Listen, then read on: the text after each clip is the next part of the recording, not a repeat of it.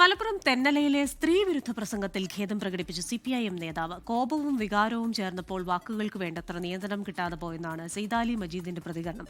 വനിതാ ലീഗ് പ്രവർത്തകർക്കെതിരെയായിരുന്നു സെയ്ദാലി മജീദിന്റെ അധിക്ഷേപ പരാമർശം.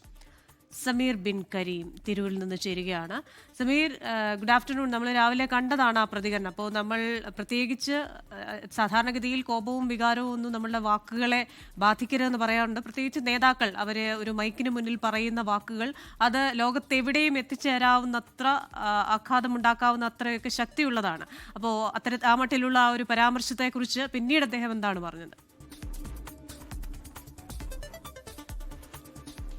ക്രിസ്റ്റീന, അല്പസമയം മുൻപാണ് അദ്ദേഹം ഫേസ്ബുക്കിൽ ഒരു വിശദീകരണം പോസ്റ്റ് ചെയ്തിരിക്കുന്നത്. അദ്ദേഹം പറയുന്നത് തൻ്റെ വാക്കുകൾ പരിധി വിട്ടുപോയി, അതിൽ താൻ ക്ഷമ ചോദിക്കുകയാണ്, ഖേദം പ്രകടിപ്പിക്കുകയാണ്.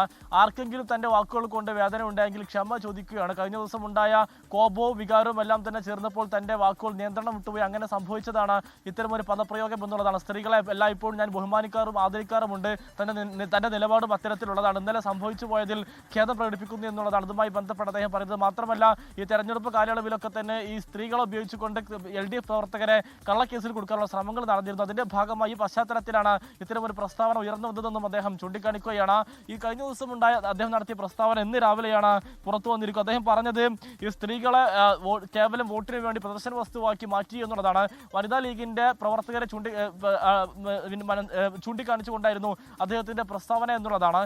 20ഓളം വരുന്ന വനിതാ ലീഗിന്റെ പ്രവർത്തകർ ഇദ്ദേഹത്തിനെതിരെ UDF സ്ഥാനാർത്ഥിക്ക് വേണ്ടി പ്രചാരണത്തിന് ഇറങ്ങിയിട്ടുണ്ടായിരുന്നു. ഇതിൽ പ്രകോപിതനായിക്കൊണ്ടാണ് അദ്ദേഹം ഇത്തരം ഒരു പ്രസ്താവന നടത്തുന്ന ഒരു പശ്ചാത്തലം ഉണ്ടായത് എന്നുള്ളതാണ് ഏറ്റവും പ്രധാനപ്പെട്ട കാര്യം.